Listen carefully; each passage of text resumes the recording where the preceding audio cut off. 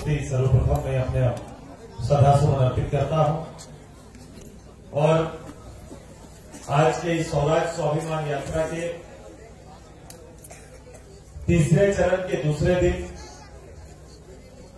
अंतिम सांस्कृतिक इस अखाड़े में सदैव हमारे साथ इस अभियान के नेता झारखंड आंदोलनकारी नेता डॉक्टर देशुरंग भगत जी,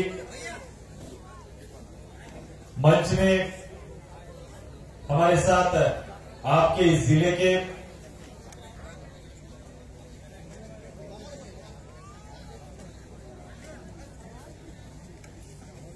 जिला परिषद के और पूर्व जिला के आपके कप्तान एसपी आदरणीय सुबोध प्रसाद जी, झारखंड आंदोलनकारी नेता आदरणीय राजेंद्र मेहता जी, मंच में जिला परिषद की अध्यक्षा श्रीमती सुनैना कुमारी जी, इस जिले के और पार्टी की केंद्रीय नेत्री प्रवक्ता अंजू जी और जिला अध्यक्ष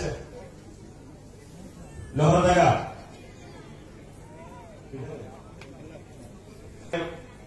इस कार्यक्रम के संचालक संजोग से उनका आज ओम जी का जन्मदिन भी है, तो हम लोग उनको अपनी ओर से बधाई भी देते हैं। आदरणीय लाल गुरुनाथ सहदेव जी, इस जिले के आदरणीय संगठन के जिला अध्यक्ष और इस अभियान के सभी साथी और खासकर इस गांव के मेजबान हमारे आदरणीय अध्यक्ष जी प्रकरण अध्यक्ष जी प्रदीप जी, इस मंच में जो आज के दिन भर के कार्यक्रम में एक कुशल कारीगर, एक छात्रा और कुशल नृत्य प्रोग्राम को ऑर्गेनाइज करने वाली आपकी गांव की आश्रिता जी और उनके पूरे टीम को भी हम अपनी ओर से बधाई देते हैं। हम धन्यवाद देते हैं रांची से आकर इस स्वराज स्वाभिमान यात्रा के इस अखाड़े को सजाने वाले पद्मश्री आदरणीय मुकुंद नायक जी के पूरे टीम का, जो आज यहां पर आए हैं, उस पूरे टीम को अपनी ओर से बधाई देते हैं। और मेरे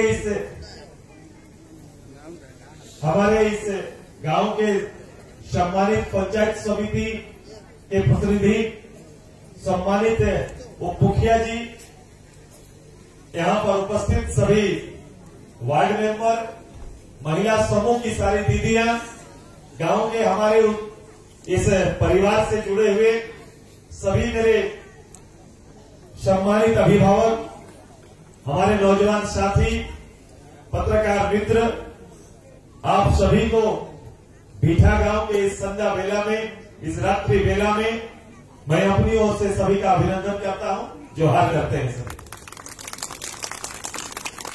ये बड़ा संयोग है हमारे लिए कि बड़े अरसे के बाद सीधे तौर पर मैं सीधे गांव के हमारे लोगों के साथ संवाद करने का अवसर मिला।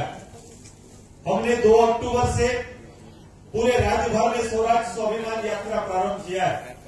हमारा लक्ष्य है इस राज्य के 32,000 गांव में से 5,000 गांव में जाना, वहां के लोगों के साथ बैठना, विचारों का आदान प्रदान करना और वर्तमान पूरे व्यवस्था पर उनका क्या सोच है इससे अवगत होना, ये तैयारी का मूल आधार है। स्वराज स्वाभिमान से हमारा तात्पर्य है स्वराज्य, अपना राज्य, और स्वाभिमान कि हमारे झारखंड के आम जनगण का स्वाभिमान, ये दोनों को सुरक्षित रखना और उस स्वाभिमान को आगे लेकर जाना, इस पूरे यात्रा का मकसद है। और इस यात्रा का मुखोद्धार आदरणीय राष्ट्रपिता महात्मा गांधी जी के उस कल्पना से निकला है, आदरणीय भगवान बिरसा मुंडा के उस संदेश से निकला है, जहां अगुआ राजा हुआ निशुल्क का नारा लगा और स्वराज्य का सबसे पहला नेतृत्व करता इस देश के आदरणीय राष्ट्रपिता जी के उस संदेश से, जहां पर उन्होंने कहा था कि भारत का कल्याण, भारत का तरक्की, भारत का समग्र विकास का अगर कल्पना करना है तो भारत की आजादी के सबसे बड़ा नेता, सबसे बड़े मार्गदर्शक ने कहा था कि भारत की आजादी और भारत का विकास समग्र विकास दिल्ली में बैठकर 20-30 व्यक्ति से सुनिश्चित नहीं हो सकता है। ये तब सुनिश्चित होगा जब सत्ता का केंद्र गांव में आएगा और गांव से जब राज्य संचालित होने लगेगा तो निश्चित रूप से भारत का विकास होगा, गांव का विकास होगा। आज 67 वर्ष बीत जाने के बाद उनकी कल्पनाओं को आज गांव के चौपाल पर अध्ययन करने के लिए, गांव के चौपाल पर लोगों को समझ को जानने के लिए और सरकार से रिश्ता को जानने के लिए और गांव के पे बैठकर गांव के लोगों को वर्तमान जीवन में और जीवन की शैली में जो शासन का जो नेतृत्व का अंतर आया है उस नेतृत्व से सीधे रूबरू होने के लिए आपका भाई और बेटा आज आपके गांव में आया है। ऐसे ही उद्देश्य के साथ जहां इस चौपाल में सांस्कृतिक कार्यक्रम होगा वहीं मूलत मकसद पर हम आपसे थोड़ा बहुत चर्चा करेंगे।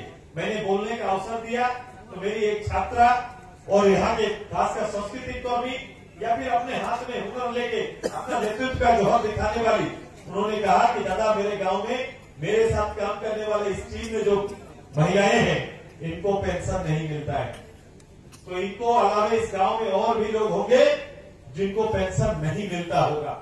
इस गांव में और भी ऐसे कई मामले होंगे जिनकी जटिलता, जिनका आज की जटिलता के कारण लोगों को सहज रूप से ये सुविधा नहीं मिल पा रहा है। वर्तमान समय में राज्य में हम लोग का नेतृत्व हमेशा हम लोग कहते हैं कि किसका सरकार है, तो पब्लिक का जवाब आता है कि हम लोग बोलते हैं संविधान का 2 कड़ी के आधार पर कि भाई जनता का सरकार है। अगर जनता का सरकार होता तो फिर इस दीदी को वृद्धा पेंशन के लिए इतना साल तक इंतजार न करना पड़ता। हमारा 500 की आबादी में मैंने एक पंचायत में प्रतिनिधि बनाया है, 5000 का आबादी में एक पंचायत समिति और मुखिया तैयार किया है, 50,000 का आबादी में एक जिला परिषद, 5 लाख का आबादी में एक एमएलए और 15 लाख का आबादी में एक एमपी हम लोग का तैयार होता है। 1952 से वोट का प्रथा शुरू हुआ और इस तंत्र के अंदर इस भारत के सबसे बड़े लोकतंत्र में, विश्व के सबसे बड़े लोकतंत्र में वोट का प्रथा शुरू होता है। और 2014 में जब हम वोट के प्रथा उस नेतृत्व पर आज यहाँ बैठकर चर्चा करते हैं तो हमको ये फील होता है, हमको ये एहसास होता है कि वर्तमान समय में भी दिल्ली से संचालित वो सरकार का विकास का किरण मेरा मीठा गांव तक नहीं पहुंच पाया। दिल्ली से पटना, पटना से रांची, रांची से लोहरदगा, लोहरदगा से आपका ब्लॉक और आपके गांव आते आते विकास का पुलिस सूख जाता है और हमारा लोग सुविधा के अभाव में भगवान भरोसे अपना जीवन जीने पर मजबूर है। यही गाथा को आज स्वतंत्र रूप से बिना राजनीतिक मंच के, न यहाँ पर हम किसी को जिताने के लिए, न किसी पार्टी के प्रति आरोप प्रत्यारोप करने के लिए, और 20 साल तक जो राजनीतिक 2 बातें चलती रही है कि भाई राजनीति में लगातार हम लोग राजनीति में 2 ही बातें सुने कि भाई राजनीतिक जिस सभा में जाओ हमारा पार्टी अच्छा, सामने वाला खराब, हमारा नेता अच्छा, सामने वाला खराब, इसके अलावा कोई जिक्र हुआ है क्या? इसके अलावा कोई जिक्र नहीं हुआ। और लगातार 25 साल तक हमारा गांव में एक ही इश्यू है। यदि आज के दिन में माननीय भारत के प्रधानमंत्री भी गांव में आ जाएंगे तो गांव का लोग खड़ा होकर बोलेगा कि मेरा आवास, मेरा पेंशन और मेरा राशन नहीं मिलता है। और आज वार्ड मेंबर के सामने भी यही मामला है।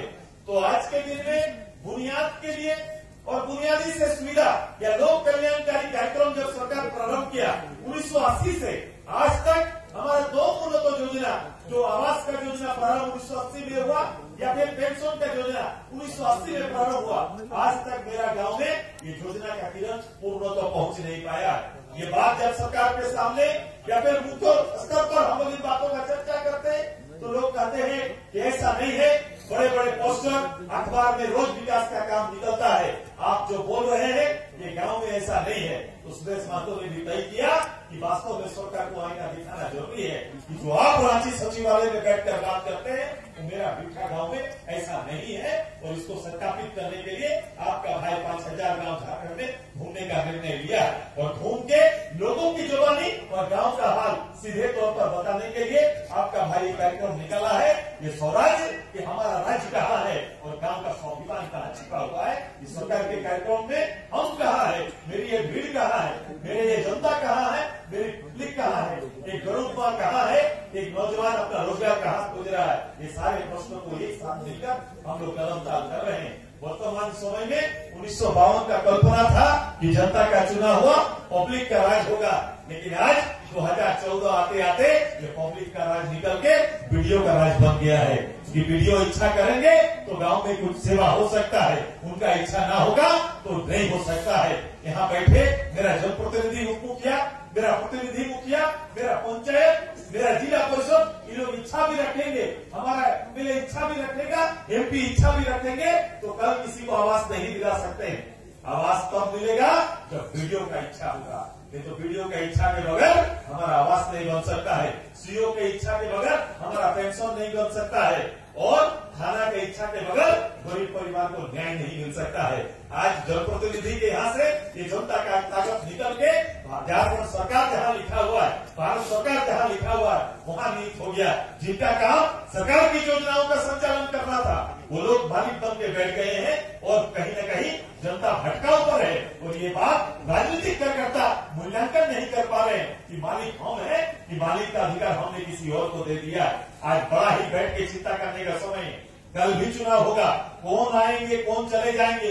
20 प्रधानमंत्री आए, 20 मुख्यमंत्री आए, 20 एमपी आए, 20 एमएलए आके चले गए, गांव वहीं पर ठहरा हुआ है। आज भी हम लोग लाल कार्ड पीला कार्ड में उलझे हुए हैं। यदि इस उलझन से बाहर निकलना है तो लोकतंत्र के प्रहरियों को बैठकर सोचना होगा कि कहाँ चला गया, हमारी शक्ति कहाँ नियुक्त हो गई है। और ये शासन कभी भी दिल्ली से, कभी भी रांची और लोहरदगा से नहीं चल सकता है। शासन को उठाकर गांव में लाने की तैयारी आपका भाई करने वाला है। हम चाहते हैं कि शासन गांव से चलना चाहिए, पंच से चलना चाहिए और पंच परमेश्वर का जो निर्णय होगा उसी को सरकार को स्वीकृति देना चाहिए। यही स्वीकृति के लिए एक अभियान के तौर पर एक पूरा कार्यक्रम चलाने के लिए हम निकले।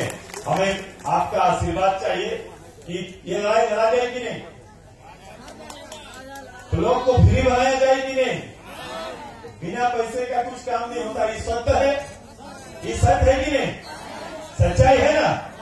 तो ये सच्चाई पर जिएंगे, ये इसको सच्चाई को हम लोग ठीक करने का काम करेंगे। बता दीजिए, भारत का लड़ाई, भारत की आजादी का लड़ाई कोई एक दल नहीं लड़ा था, भारतीय लोग लड़ा था। झारखंड का लड़ाई कोई एक दल नहीं लड़ा, पूरा झारखंडी मिलकर लड़ा था। उसी तरह ये भी एक बड़ा विषय है दादा, कौन आएगा कौन चला जाएगा ये मायने नहीं रखेगा। यदि हम सब मिलकर इस बुनियाद को ठीक न करें तो फिर गरीब को कभी लाभ नहीं मिल सकता है। गरीब का हक बड़ा लोग खाएगा, गरीब तो हक नहीं आएगा, ये पक्का। इंदिरावास तो आपके नाम पर आएगा, लेकिन 10,000 का चुकता का शक्ति जिस दिन होगा उस दिन आपको इंदिरावास बनेगा, नहीं तो आपका इंदिरावास नहीं बन सकता है। यही सच्चाई के बीच में हम सब लोगों को काम करना है। हम आग्रह करने आए हैं कि वर्तमान पीढ़ी को एक अलग लड़ाई, एक अलग बहस में जाना होगा। 70-80 के समय कोई नहीं जानता था कि झारखंड अलग राज्य होगा। 70 के समय में जब जय झारखंड गांव में बोलते तो लोग बोलता ये फालतू पागल हो गया इसलिए बात कर रहा है। और आज देखिए अलग हो जाने के बाद आप कहाँ है। सबसे पहले ये जय झारखंड बोलने वाला शहर से नहीं हुआ था, ऐसे ही गांव से जय झारखंड बोलना शुरू हुआ था। आज सबसे ज्यादा लड़ने वाला बच्चा को गोद में और पीठ में बांधकर माँ सड़क में उतरकर इस राज्य के लिए लड़ी। आज क्या हो रहा है, उस माँ को हक नहीं मिल रहा है। और जो कभी झारखंड के लिए जय झारखंड नहीं बोला वो आपका योजना का लाभ खा रहा है। यही हालत बना हुआ है, इसको तोड़ना होगा। और इस तरह तोड़ने के लिए एक बड़ी लड़ाई को मैंने और एक बड़े बहस को जगह दिया है।